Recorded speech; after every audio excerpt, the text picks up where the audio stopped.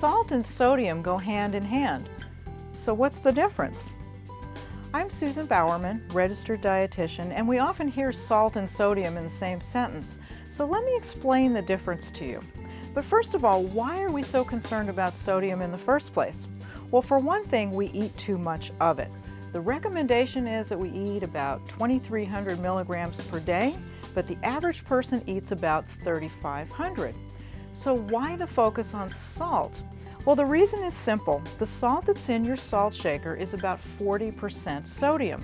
So when you add salt to your food when you're cooking or you add it at the table, you're adding sodium to your food. But it turns out that most of the sodium that we get in our diet isn't really coming from salt that we're using at home. It comes from things like restaurant foods, and it comes from processed foods like canned soups and cheeses. And so we get much more sodium from these foods that we're eating outside of the house. The typical fast food meal could have about 3,000 milligrams of sodium. That's more than you should be eating for the entire day. So if you want to reduce your sodium, how can you do it?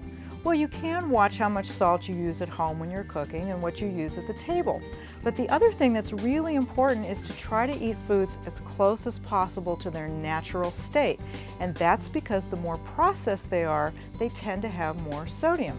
Let me give you a couple of examples. If you were to buy, for example, just a box of rolled oats that you were going to cook into oatmeal, that would have 0 milligrams of sodium per serving.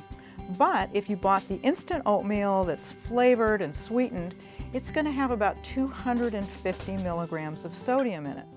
Another example, if you bought fresh turkey breast and you roasted it at home, about 15 milligrams in a serving for 3 ounces, 100 grams, very little sodium. But if you bought the processed turkey at the deli counter to slice into sandwiches, you're looking at about 20 times the amount of sodium. Now, you can buy lower sodium versions, and that's a good start, but lower sodium turkey that you buy at the deli counter is still pretty high. So the bottom line is you really want to look at your labels so you know how much sodium you're getting, keeping in mind that your upper limit, your target, is about 2,300 milligrams per day. Now, the other thing that you can do is think of other ways that you can season your foods. Garlic, onion, herbs, and spices. There's lots of ways that you can season foods without adding salt. For some more tips on how to season your foods, check out my video on herbs and check out my video on spices.